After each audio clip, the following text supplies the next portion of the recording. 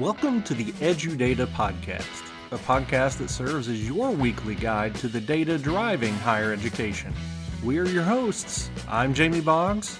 And I'm Timothy Davis. Join us every Friday for weekly breakdowns of the most important data, trends, and topics in higher education. The EduData Podcast is a part of the Enrollify network, a robust collection of podcasts designed to help higher education professionals like you grow. Explore our other shows at Enrollify.org or check out some of my personal favorites, linked in the show notes below. Enrollify is made possible by Element 451, the leading AI-powered, all-in-one student engagement platform, helping institutions create meaningful, personalized, and engaging interactions with students. Learn more at element451.com. All right, so today, yes, we're going to talk about measuring what matters. We're going to talk about how to do that using machine learning. And that's the primary kind of tool and technology that's going to drive our ability to do that measurement. And so we want to spend some time today talking about what machine learning actually is. It's a term that gets thrown around a lot, just like artificial intelligence, just like large language models. Sometimes it can be kind of confusing what it's actually referring to. And we want to really look at not just what the overarching concept is and what we're trying to do, but actually the inputs and the outputs so that we can have a better grasp of that. And we'll do that across a couple of examples that I'll walk us through. And then Jamie will walk us through a demo to do some of those like real world measurements that we've experimented with at Element 451. And then of course, as always, we've got questions and answers that can happen during the entire presentation, but we'll specifically set aside some time at the end to answer any that you want to talk about. So definitely leave those in the chat, set it to everyone, or send it to hosts and panelists. That would just go to me and Jamie, but I think it'd be beneficial for everyone to see that question for sure. So we'll take some time to do that. All right, let's go ahead and dive into machine learning then, right, Jamie? Let's get nerdy. Let's go. Let's get on to it. So machine learning is a bit of a complicated topic. And it can be very complex. And the reason we want to talk about it today is not because you as an admissions professional or a marketing professional or an enrollment management professional need to add this to your tool set. You need to become an expert on machine learning. You need to be able to write the code that you're going to see today or explain the equations that you're going to see today like a mathematician would, but rather for your benefit as you engage with this topic in the world. You know, machine learning, just like artificial intelligence, is becoming more prevalent. More vendors are offering it. More schools are experimenting with it. And so as you work around your campus and with your partners, you want to know what's going on. So we want to demystify that a little bit and take it out of this abstract world where we typically talk about AI and machine learning into some concrete examples that you can take away with to give you like a mental model to actually think about this and know what is actually possible. Sometimes we get mixed up talking about, you know, what AI could do, what machine learning can do and is capable of given the right implementation, given the right data, given a sufficient amount of money to pay for it all. But today we're going to see what's actually possible right now. And then finally, we want to see how to use those results. The usability of what you get back from a machine learning model is where the magic is, right? If you do all this work to set up this model and you get some results back, but then you don't use them or they're not actionable, they're not adopted by your operational practices, then what was it all for? What did we waste all that time and headache writing code with, to get through it? So again, this is going to be a pretty technical presentation. We are going to see some equations. We are going to see some code. We're going to see some inputs and some outputs. But I want to start off with just a note of encouragement that you can do this. This is something that you can understand. I think sometimes when we get to mathematics and this is the next slide, Jamie. I want to watch Pikachu. So many gifts. First of many. I think we often write ourselves off to say like, mathematics is not for me.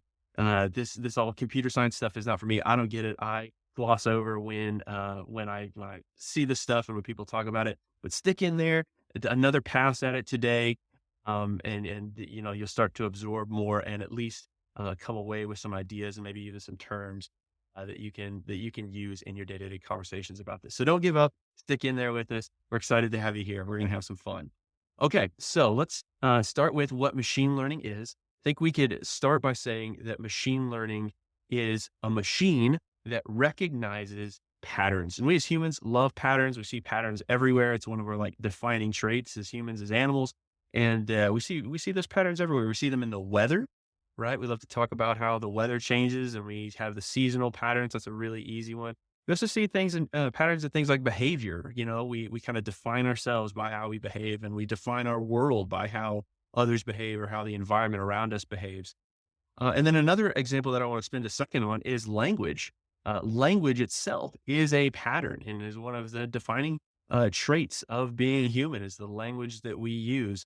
And I think that that's an interesting example to sit on for a minute, because that's what LLMs, a very, very, very complex version of machine learning, have sort of unlocked, is this pattern of language. And now we have LLMs like ChatGPT and Gemini and Claude that can replicate the pattern of language at a scale and at a quality that we've just never seen before, that is so human-like. And it's confusing sometimes to see these returns and go, wow, how did you come up with that from just a computer? But again, it's just the pattern. It is seen those, ChatGPT and all of them were trained on lots and lots and lots and lots and lots of language, just like we were growing up. And that's how we adapted the pattern, and it's how we learned it. And then over time, adopted grammar, et cetera, to kind of define how it works. But that's effectively what machine learning is, right? Is recognizing that pattern. Another way we can think about machine learning is in terms of an equation. There's our first equation. There's our first math.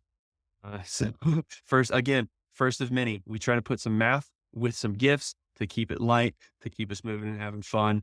But that first equation, that first equation there, right, defines the relationship between mass and energy, and its discovery, changed the world in good ways and in bad. But that's that famous equation that defines the relationship between mass and energy, and you can find the mass of an object or the energy of an object based on the other value. There's your input and your output. Machine learning is doing effectively the same thing. That second formula that's below, that is the formula for a standard linear regression, which is the first machine learning measurement technique that we're going to talk about today. So in a linear regression, we have an output, and we want to see how it changes based on any number of inputs, right? And so basically that sum there, and that big E, it's saying the sum of everything that makes up MI, XI, those are all the inputs. And then we want to calculate B, or we want to predict B based on some set of inputs and their output, right? So that's kind of what we'll look at in a linear regression. So let's look at a silly example that we can sort of have fun with and get us started as we start thinking about this measurement technique. The linear regression example that we'll have fun with today is, can we predict if students will procrastinate doing their homework based on their other activities? So what other activities might we want to consider? We might want to look at the number of coffee cups that they've consumed. We might want to see the number of video game hours they played, parties they've attended, and then obviously maybe like an actual one that might have some validity is their actual GPA, right? So when we build this linear regression, we basically take the sum of all those things and plot it against the outcome. And as we do that, we train on that a little bit and with some known outcomes, and then we can predict unknown outcomes. We'll see a little bit more of that later, but the output from that equation is going to look something like this. That is a plotted linear regression. You see the red line going up through the middle there. That's showing, because all those dots are hanging around that line, that's showing that this is a pretty good linear regression model. And it's been pretty popular to do linear regressions at a high level for universities for a while to kind of predict enrollment forecasting, things like that. What might we see given, the recent trend, stuff like that. And this is something that can be done in Excel. It doesn't necessarily require a machine learning model, but it does require machine learning as we scale it up. But our input here is, the sum of all those different things. If they had 30 cups of coffee and their GPA is a 4.0 and their, video game hours are low and their number of parties attended are low or something like that, we'll say that they've accumulated 65 as the sum of all those inputs. And we might then be able to predict that the number of minutes of procrastination is 200, which I don't know, is that a reasonable amount of procrastination, Jamie? Yeah, this is something I wouldn't even get to because I would be procrastinating too much to get this analysis done. So Right. this is over my head. Exactly. Oh man. Well, then with the limitation of just doing linear regressions by hand is you get into situations where what if the number of coffee cups, in this sum here is 63, or something like that. That's so much coffee. Or maybe it's only, maybe it's only 20 or maybe, some arbitrary number.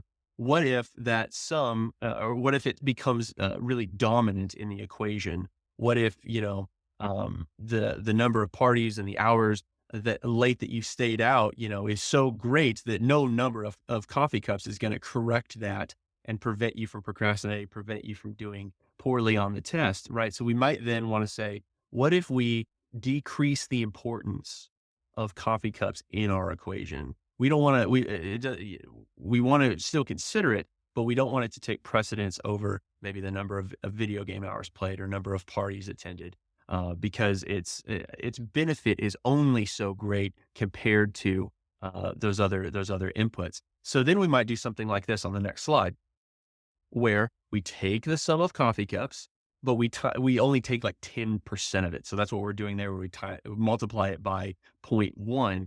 That's taking 10% of that sum, and that decreases the weight. So we're drawing it back. It could be 150 cups of coffee, but we're still only going to take 15 or count it as 15 effectively. And then we'll compare that or add that in with the number of games and number of parties, and that decreases the importance of coffee cups. Well, how do we decide on that weight? How do we pick how important these things are? Any guesses there, Jamie?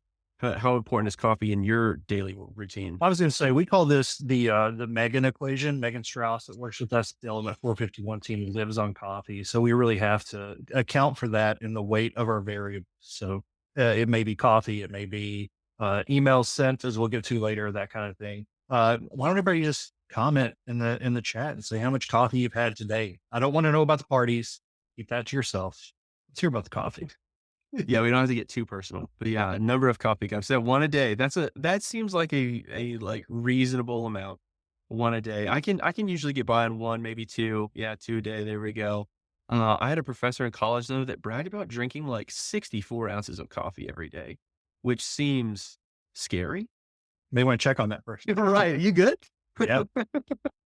Anyway, so we might want to undervalue or even overvalue a specific variable based on just our intuition. But how do we know if we're making a good guess there? You might want to run that kind of guessing against all the different variables in play. You might want to decrease the value of some or increase the weight of others, see what happens in your outcome. But that can get kind of tedious as you go over and over and over and over again, which brings us to our next measurement technique that we'll look at today, which is a boosted regression. So in this example, we're going to see how many pizza slices will students eat based on the emojis that they use.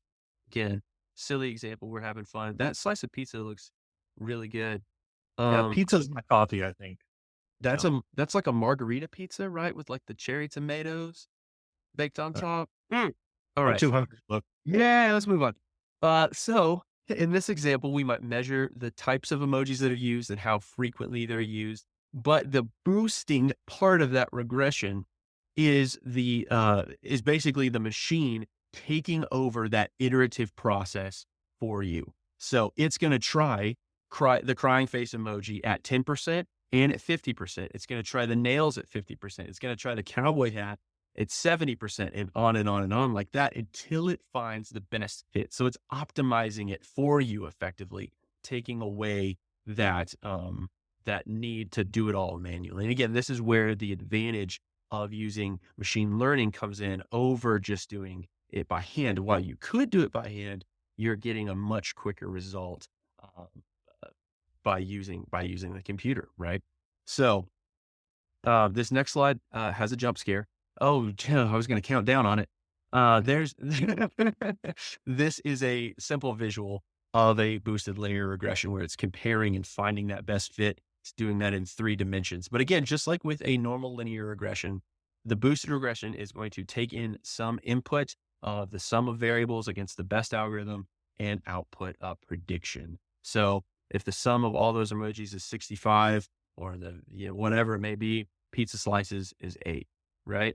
So Okay. I think here it would also be helpful to see an example data set because uh, every machine learning model is going to need to run off of some data set that's usually prepared out of a database or by hand or through Excel, whatever that looks like. And here's an example data set for this pizza prediction model, right? So here we've got some students and their emoji usage. And then you'll see for the first 4 students, we know how many pizza slices they've consumed. That's how we find that relationship between the output and the input initially while the model is being trained, right? So we know for some amount, and once we've trained and validated, then we can predict how many slices of pizza Timothy and Jamie are going to eat. And even without doing that, my intuition tells me it's going to be a lot. Yeah, it's going to be more than everybody. More than everybody. Talking 15 Combined. slices. Yeah. Yeah. We're talking Pizza Hut buffet. I haven't Let's had go. breakfast. Oh. Do you still have a Pizza Hut buffet at your Pizza Hut? We don't. No, ours doesn't even have R.I.P. seat. I don't want to. It's because of me, though. It's my fault. I ran them out of business. Right. My Pizza Hut still has a buffet. Love that Pizza Hut buffet. On my But- way. Yeah, absolutely. So that's an example data set that you might feed to a machine learning example. Of course, very simple. And as you become more and more complex, you can add out more columns, more independent variables, more inputs to consider to try to find the most representative relationship between all those things and make a good prediction. Okay, so the last machine learning measurement technique that we'll look today is the chi-squared. That's a great mathematic term to drop. Oh man, if you can use that in a meeting, shut the place down, right? Like talking about this analysis is based off a chi-square model. Oh man, that'd be amazing. So for this silly example, we'll look at students' favorite course based on their favorite TV show, right? So here, notice one slight difference. For the first 2, we were predicting numeric values, right? For the chi-square example, we're actually going to prove a statistically significant relationship between 2 categorical variables, right? Because the TV show, that's going to be the name of it. The course, that's going to be the name. Those are categories as opposed to measurements, as opposed to numerical values, right? Which may be integers or decimals. So we're talking about categorical variables in this example. So we might first have a survey where we ask students, what is your favorite course or what degree program are you studying? And then what's your favorite show? So here we'll kind of look at the relationship between marketing, political science, physics, and Star Trek, Mad Men, and Veep. So what we would start by doing is calculating our expected relationship. And the expected relationship, this kind of introduces the idea in statistics and the sciences of the null hypothesis. Our expectation is actually that there is no relationship, that the favorite show and the favorite course are in no way related. They're entirely random, or that we can't measure the relationship in any meaningful way. That's our expectation. Once we have then calculated what we observe the relationship to be, the difference there is our chi-square, right? So, Jamie just dropped something in the chat. I'm going to read that too. I'm answering a LinkedIn question that came in. Is there a time purposes. when you would cap the total number instead of adjusting the weight? The models we're going to look at today primarily will account for that generally. Like Timothy was showing us what needs to be done. The machine learning models in large part will account for that. If you cap one feature and not the others, that really kind of takes the balance off, and it can throw off those coefficients that are going to help you to calculate things moving forward, and especially those predictions. So I would not recommend capping. I would take it out completely and see what you get first. But if you're going to cap it, you probably should cap everything, and that gets really tricky. That's a great tip. And that's for when you're actually building this yourself, right? If you're working with a third party or you're working with a managed service, you might not have that ability to begin with. It might be more what data that you can even provide is the main priority for some admissions offices. But yeah, that's great. That's a great tip. Okay, so finishing up this chi-square example before I formally hand it over to Jamie to see our demo, this is the result effectively. And that 15.2, that's showing the difference. But what we really care about here is that P value. And that's the lower the P value, the more statistically significant the relationship. So here at 0.004, that is statistically significant. So our inputs here are all those different categorical variables, right? The favorite show, the favorite course, but our output is then the ability to say with confidence, with data backing us up, that there is or is not a statistically significant relationship between, say, Veep and political science, right? So again, those are the various measurement techniques that we'll look at today. We're going to see some real world examples now. You've seen some of the inputs, some of the outputs, so keep that in mind. We'll try to reinforce those concepts as we encounter them again in the demo. But that's what we're going to be looking at today. Again, ask any questions about those if you want. But now let's actually hop over and see a little bit of code, get under the hood. Yeah. I was going to say I'm doing real world examples, but I think the examples of study time and coffee consumption, eating pizza and binging TV is probably more applicable when we're talking about college students. Hey, it might be. What I'm going to focus on for our demos today is actual real life data that we've taken out of Element 451. And this is communication and engagement data that has come from staff members at the schools that utilize our software. So these are going to be actions that are initiated by the school, not by the student, because we want to measure what our activities are doing. What are we doing right? What can we do more of? So what are we doing?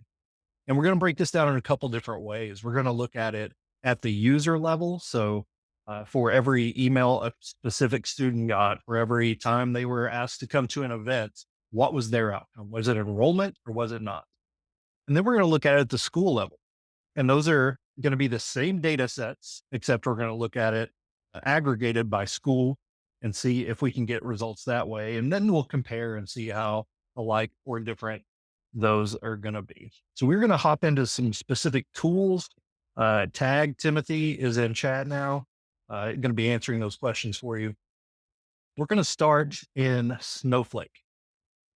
Snowflake is our data warehouse here at Element 451.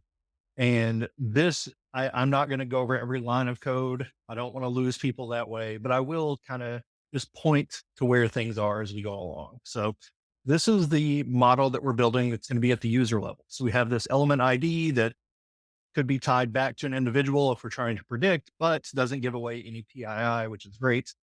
We have communication metrics like emails that are sent and delivered. Are we sending emails that are bounced? Are we sending texts that don't go through? Appointment schedule, which is one of the newer features in Element 451. That's something we added a few months ago, and that's going to be important to know as well in context. Tasks that are assigned to staff members. So to a specific student. So if a task is assigned for a staff member to follow up with a student in a specific way, we want to count that. More communication metrics, conversations, and phone calls. And these are all conversations that were initiated by the staff member. So this doesn't count times when students on the website and they send in web chat or they text in or email in first. These are initiated by the staff member because we want to know what we're doing, right? And then events hosted that we've invited the specific users to in that data set, and then events hosted overall in the school data set. And the last one we added just yesterday as we were talking over this is it says owner, but has this individual user, the student, been assigned a staff member? So are we actively assigning someone to monitor the student's application, to kind of be their point person? Because I think that's important to look at for just how the relationship piece of how people are associated within the Element 451 system. Timothy, before I show the code, do you want to add anything to why we chose this or where those things come from? Yeah, are you going to run that result really quick? Oh yeah, I'll show the result. Do you want Yeah, me? if you want to go ahead and run that. I was going to pepper in a little bit more information about Snowflake specifically. Snowflake is a database.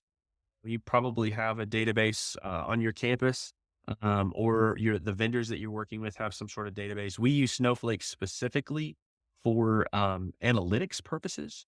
It allows us to write SQL, which is the database language that allows us to create the various row and column tables that we use to do any number of analysis. But this process is kind of platform agnostic. We're just happen to be working in Snowflake because that's what we have access to. But these processes can be completed in a variety of different ways. But the code you're seeing right now is SQL. Yep. And I just scrolled through all of it, and we have all these data points and different data sets and tables and views throughout Snowflake. So that was me just pulling everything together. And here I'm assigning it to the student. And again, these are staff initiated activities, and these are activities that I filtered down that happened within a term leading up to either an enrollment or the start date for an intended term coming and passing. So either they did enroll, or they didn't enroll, but this is to a specific student. And you notice I summed all of the activities except for owned and enroll. For owned, I really just want to know if they have somebody assigned to them or not. And for enroll, that's a yes or no. So the binary piece is what's going to allow us to run this regression I'm about to show you.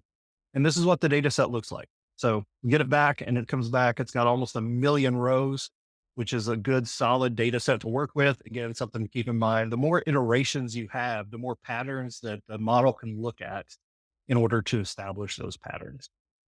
We can go through each category that we just laid out. You can see these are student identifiers, numbers of communications that they've received. This person's gotten a lot of texts that they actually didn't get, was sent a lot of texts that they didn't get. So something like that could tell us, what are we doing wrong that our texts aren't going through? Anyway, we'll get more to the application later. If I get through here, it's important to look over your data. So for example, I don't see any data in these 3 columns. Here, I'm able to just click in, and I can see that, yes, there is data that's spread out amongst a number of different options. So that's actually good. It's just not filtered at the top. And the same is going to go for these. So I have data in every column. My owner column is binary. My enrollment column is binary. Another piece I like to look at to make sure that I'm just prepared for what it could do to the outcomes is what is the allocation for students that are enrolled versus not? Because if I have 90% of students in this data set that didn't enroll and 10 that did, that's going to give me a certain type of information to say, I'm probably more likely to find out who's not going to than is going to. This is pretty even, honestly. And this just happened this way. It was not we didn't build it for this, but about 53% of those rows in the data set are students that did enroll. And then a little less than that did not enroll. So the data set actually turned out pretty well for what we want to do. And again, we have almost 1 million rows.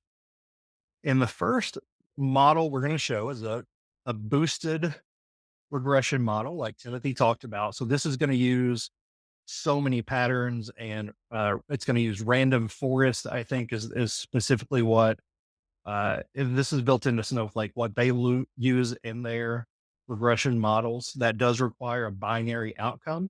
So that's why my target column name is the enrolled outcome, which again will be important here in a few minutes. But excuse me, this allows me to train the data set right here in Snowflake that I just created in the other tab.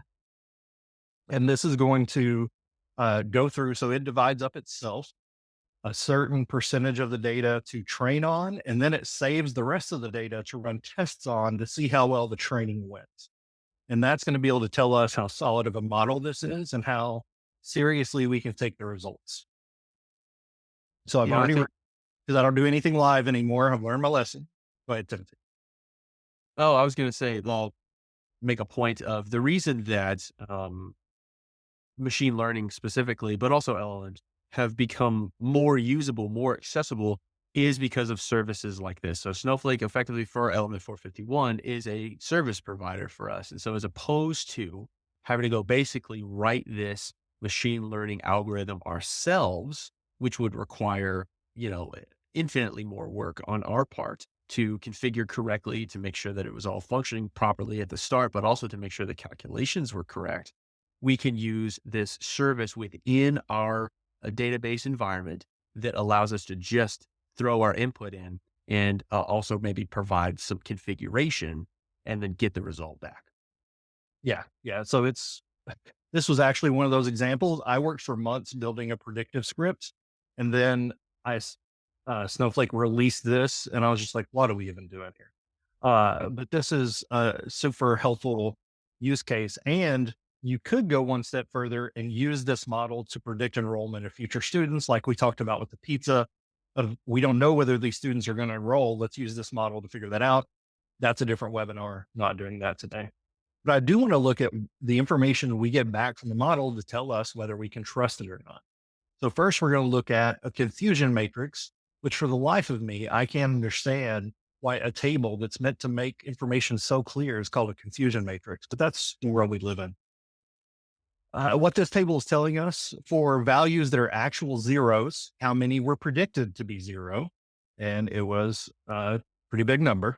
So the rows 1 and 4 were correct prediction, correctly predicting 0, correctly predicting 1, incorrectly predicting 1, incorrectly predicting 0. So this was the test set that it used after training. So that's why the numbers are smaller. And I like that the numbers of correct guesses are better than the numbers of incorrect guesses, but it's not overwhelming enough to make me sleep good at night. So I'm going to keep digging in here to see the metrics I'm given back and the results and what they tell me. So the evaluation metrics used for this particular boosted regression come back in this form. There are 3 classifications that we're looking at here, and they're applied to all the zeros and applied to all the ones separately. Okay, this is all thumbs or fingers, but not all fingers or thumbs description of these. Precision is the number of predicted zeros that were actually 0. So that was 73%. Recall is out of all the zeros, how many did our model pick? And that's 68%. And if you read that quickly, that sounds like the same thing, but it's not. So 2 different ways to measure the accuracy of the model. F1 is a harmonic mean between these two, and it's just meant to balance them out if there are large numbers of quantities of ones or zeros. Okay, so we have that for 0. Let me take us back for to 1. Yeah. to just ground us where we're at. I know we've seen some really sophisticated looking numbers that might be scary. Hang in there. All we're doing is, if you remember back to the pizza table where we knew how many pizzas everybody had eaten based on how many emojis they'd used, we're doing this. We're validating that here. So when we train the model, it has to know the outcome. When the model is then used to make predictions, it doesn't know the outcome. So all we're doing here is we're in the model training step where it knows the outcomes, and we're figuring out how well it got at predicting the outcomes, how fit the line was, or the dots were around the line, how good this model actually is, and if we can even use it. And the decision whether or not you can even use it is, again, a very specialized decision. We're walking you through this again so that you see what it actually looks like.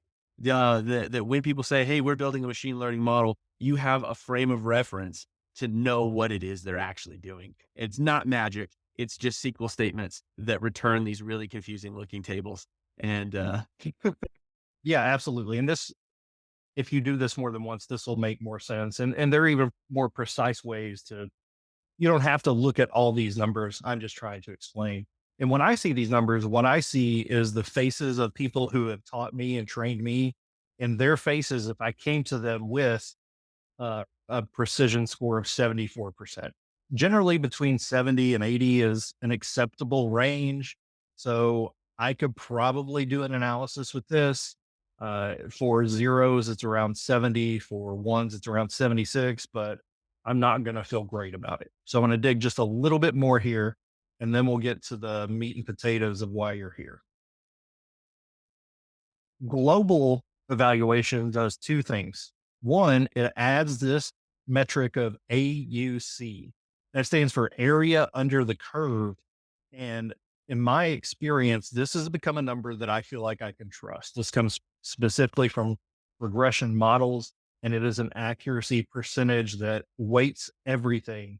And I've learned to trust it. And this is at 80. So I feel awesome about that.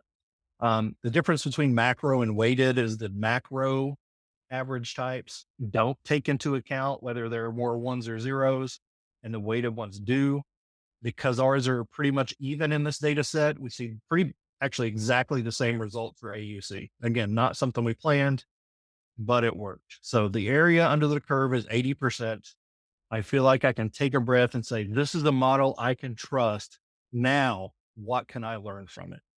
The features are the coffee you're eating or drinking, the shows you're watching, the emojis you're sending. So which of those actually matter from that list we showed earlier? And this is where we get the usable information. So this table is ranking the impact of each of the activities I showed earlier on enrollment, on that one or that zero. So this is the situation where you could take these coefficients, put them in a formula. So the number of emails delivered times 0.27 plus the number of SMS delivered times 0.206. And you can get to a number, a prediction for a record within 80% accuracy, going back to that area under the curve. And that's the weight. So that's yes. the importance of this or that, and how Yes. important the equation should treat it. So when we say coffee times 0.1, that's how important coffee is. This is saying, what's the top one there? Email delivered. Yeah. Email delivered at 0.27. And these would add up to 1 to get you to that final result. Old people like myself may be trying to tell you that email's dead and people don't read them. The numbers say otherwise. Email is, and these are emails that are delivered. Bouncing obviously causes some negative effects. And you can look at the other pieces here. I want to make note that if we just ran this for your institution, then it may look completely different. This is just with all our aggregate data with schools of every shape and size to illustrate a point. I do think this is useful data because the metrics told me so. But when you look here, you can see that it may not match your institution. And appointments and phone calls at the bottom, those are the two newer features. Not surprised at all. It always helps when these things make sense. All right. So there's the kind of analysis work there of pairing the mathematical results that you get with what you know about the problem you're trying to solve, right? So you know your school really well. If somebody comes back to you and says, email is really important, or texting is really important, or appointments aren't important at all, you can say, or have a sense of confidence in knowing that maybe appointments are really important, but for whatever reason, the data that they're analyzing doesn't have enough appointments in it. So you can kind of check that against your own knowledge and your own intuition. And the ownership piece, the students being assigned, some schools don't use that at all. So I think that's an important piece to say. It may or may not work. So the school data can't use the same analysis for the school data because the school data is aggregated. So how many enrollments does that school have? So we had to run a different kind of analysis for that. Here are the results it gave back. This is a logistical analysis that it's written in Python. This tool is Hex. It allows you to write Python and SQL. That's why I like it. The good thing about this analysis is that it assigns negative weights. So if things count against enrollment, then that's helpful to know. But you may see that all of these results are very different from what we saw at the user level. And the accuracy of this model isn't very good. So I would say I can't trust this model right now, but I want to double check the data set. So that's where I run the chi-square analysis Timothy talked about earlier. When I get that back, I get a completely different set of coefficients to show the strength of relation to the outcome. And then I get the p-values, which are all so high. So looking at this and seeing that the p-values are really high, there's no accuracy on this model, I would say as an experienced data analyst that this data set is not a good one to use for analysis. And that could be for a number of reasons. This only has 178 rows. Remember, the other one had almost 1 million. So it's a limited data set. You can add more features, take away more features. So the school data set, I don't think is really impressive. One last thing I want to show is I ran the chi-square analysis on the user data to see how that measured up with the boosted regression. So what I have here is the ranking of them by p-value, not necessarily by impact. And look, the p-values on all these are well below 0.05. So this is telling me that while you can never say definite causation, the correlation between these factors and the outcome of enrollment is really, really strong. And that's very helpful to see. There is a statistically significant relationship, just like between political science and Veep. There's a statistically significant relationship between some of the variables here. Yep. So my two models for users, I look at the ranks for each of those. Email delivered was first on both. SMS delivered second on both. I'm going to skip this one for now. Conversations fourth on both. Just a lot of consistency in these models. SMS undeliver, obviously very different. And that's really the only one of these that is. That's something you could dig into further to see why that may be the case, but that's the anomaly between the two models. Otherwise, both models have proven to be accurate and have given me very similar results. So for here, I'm using this to either make predictions on future students or make informed decisions about how we're contacting students. Do we need to send more SMSs? Maybe we're not utilizing that. Apparently, we're just sending emails. Let's do more of this. Let's initiate more conversations, make sure we're assigning individuals to those records. And again, maybe appointments is something that you haven't utilized. Like given in 2 years, I bet appointments is going to be up here, but that data is not here yet. And those are all things you need to take into account when looking at the actual results on your campus. This will be very different. That this is the way that you can show statistically, this is what we do that works. Now we make decisions based on that. Those are decisions I don't have to make. That's your job, which I'm very thankful for, but we can help you get the tools to get there to where those decisions are easier and backed up by data. Absolutely. So why do we, Timothy got to talk about pizza and TV. I know, man. I got the p-values and precision scores. Yeah. We said it was going to be technical. So if you've hung with us through it this far, thank you so much. Congrats to you for making it through a really meaty data analysis session with Jamie tonight. That's what it looks like, right? That is the work there. So maybe we could talk a little bit as we wait for some questions to come in. If you do have questions, and this might be the area where questions arise, but if you do have questions, we can maybe talk about how to use this information. So when working with maybe your institution and folks on campus, or maybe with a partner who's doing some sort of machine learning model for you, you could get some results back from a machine learning model. A really common one that we've seen a lot is, can we predict enrollment? Yes or no? The result that you get back from that is a prediction per student. So if you're in maybe a CRM, every student is going to have some prediction based on their run through the model. You also might, if you're so lucky, get back the different types of results that Jamie showed today, that showed the relationship between different variables, that showed the P-score, that showed the feature importance. And in those situations, you can understand the quality of the model that you're working with, because that is also a really big consideration. But the one takeaway that I had from seeing what you were showing there is that, that can get overwhelming. That is a very specialized skill set. If you ever encounter a result like that in the wild, I think ChatGPT or another LLM is a great use case for that. Throw a PDF of that or copy and paste it into a prompt and say, this is what I'm working with. This is some context about it. How do I analyze this data and make decisions? Give me 15 options, 15 decisions I could make. Boom, there you go. Now you're off to the races, and you don't have to necessarily come as prepared as you needed to be or you don't have to have the degree in it necessarily to start actually using the results you get.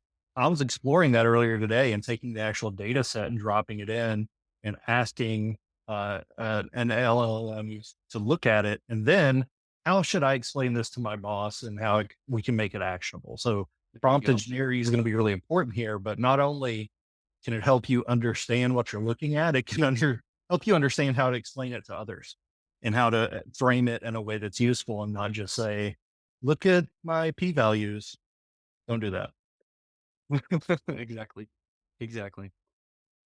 Well, thank you, Jamie and Tim, for today's webinar. Now, we do have a few questions here to wrap up. The first would be, so once you identify what exactly is working from the data set that you presented, how do you act on those insights and operationally to maybe hire up leaders, or how do you present that information to them? Yeah, I think depending on where your seat is, I think the presentation is the data says these things are most important. This is how we're currently doing that. Do we need to do more or less? Or we see that this is important, but we're not having success with it. So how do we need to alter those things? It's basically backing it up with data and giving you thought about the actual details. The data tells you where to go hunting, where to go looking in your practices to see what's good, what do we need to do more of. And most of these activities that we shared here can be automated through Element 451, CRM, um, and can really just flow on their own, and you can increase your touch points that way. Uh, Timothy, you want to add anything to Yeah, that? this would be really this might be really useful if you want to prove the validity of some new endeavor that you've undertaken. So maybe, like we mentioned appointments. We want to offer appointment signups online and self-service, and we want to allow students to directly schedule with staff members. Okay, that's a new idea that's, potentially very user-friendly to the student. Might be a little bit extra lift on the staff though. They've got to have some availability. They've got to be ready for meetings that might pop up. How do we know if that's successful? Well, if the machine learning model comes back and says the fact that they scheduled an appointment or attended multiple appointments, attended an appointment with a specific staff, attended a specific type of appointment, and that was a strong predictor of enrollment, then you can come back and say, "Hey, this is working. We have a correlation here with enrollment. Maybe we need to flesh out this service a little bit more." Or you can take a data set of best practices of multiple institutions and say, look, other people are doing Bolt agents and they're using this to engage with students and to build campaigns. We need to spend more money on this. And the data says it, not me. So blaming everything on numbers is really how I get through life. And I highly encourage you to do the same. Great answers. And we have one last question here before we wrap up today. What are, if any, privacy concerns involved in analyzing student data this way? I know that's a big hot topic for a lot of people out in institutions and getting things like this approved. Absolutely. I mean, here in this analysis that you saw today, we didn't use any personally identifiable information. We didn't use demographic information. We didn't use address, phone number, IP addresses. We didn't use anything related to being able to identify a person across the internet. All we did was we have a unique identifier for them. And then I think one of our strengths at Element is that we have so much activity based data. So that's the number of emails they got and how many they opened, the number of SMS messages they got, the number of appointments they've attended. Those are all activities that don't have any PII related to them. They simply tie back to the student's record. And so when we when we analyze activities, we can kind of neutralize some like biases that are inherent with zip code, that are inherent with race and ethnicity, that are inherent with some family income, right? And we can just look at what's actually happened and what actions are actually being taken rather than what other people in a similar demographic cohort have done. There's my And answer. and even if, let's say, your IDs on campus, since they tie to a person, you don't want to use that, you can easily randomly generate ID codes for each user and then tie that back later in a way that nobody has any way to tie it back besides you.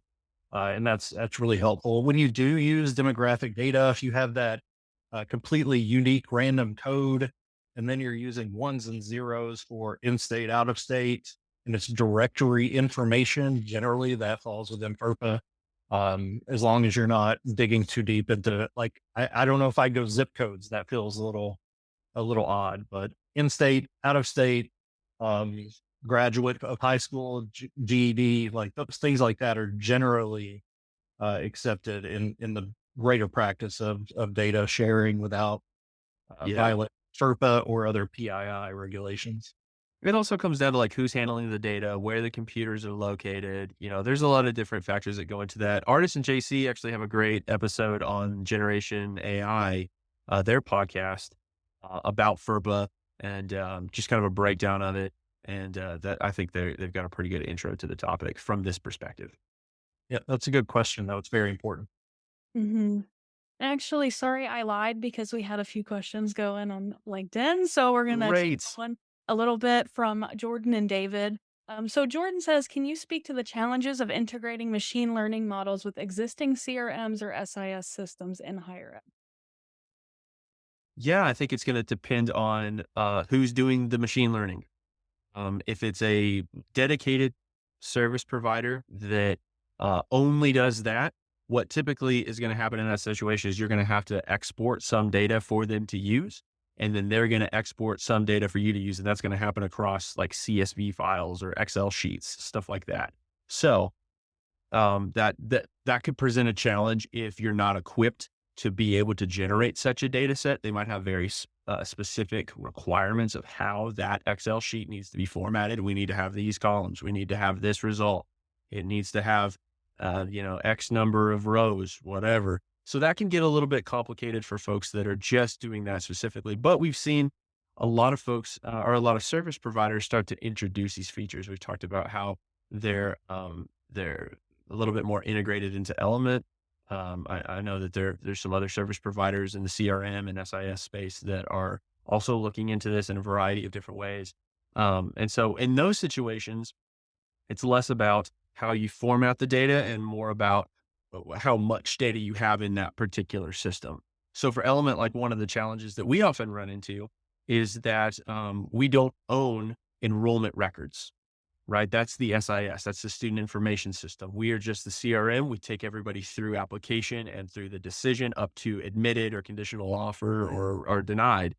But then we kind of have a handoff in there, and it's up really to the partner how they want to configure that handoff. They might just send the student information over to the SIS, and the SIS never responds. They say, thank you, have a nice day. Or they might write back that the student enrolled in the institution or even for specific courses back to Element, so Element can have that information as well. And that can be a big defining factor of how good a particular model is how much data is available in the system that's using it. I think that I hope that was the right answer. I don't know, Jamie, do you have a different take on that question? No, I think you addressed the question. The other major challenge that I see is just combining the data from SIS and CRM, making sure there are ways to tie it to a particular student, a particular term. So taking data sets that are repeating rows of different types of data is tricky to weave together. So that's a challenge, but the majority of the time there's a way to do it. It's just a matter of measuring it. All right, so we are at time, so we are going to wrap it up. Thank you everyone so much for joining us. This will be a monthly webinar series moving forward. So please look out for promotions for our next EduData webinar in April. So thank you everyone and have a fantastic day. Thanks, Have a good day, everybody. Bye. The EduData podcast is part of the Enrollify podcast network. If you like this podcast, chances are you'll like the other Enrollify shows too. Our podcast network is growing by the month. We've got a plethora of marketing, enrollment, and higher ed technology shows that are jam-packed with stories, ideas, and frameworks, all designed to empower you to be a better higher ed professional. Our shows help higher ed marketers and admissions professionals find their next big idea and feature a selection of the industry's best as your hosts. Learn from Jamie Hunt, Artis Cadu, Dustin Ramsdale, Jeremy Tiers, and so many of your other favorite leaders in higher ed. Enrollify is made possible by Element 451, the leading AI-powered all-in-one student engagement platform helping institutions create meaningful, personalized, and engaging interactions with students. Learn more at element451.com.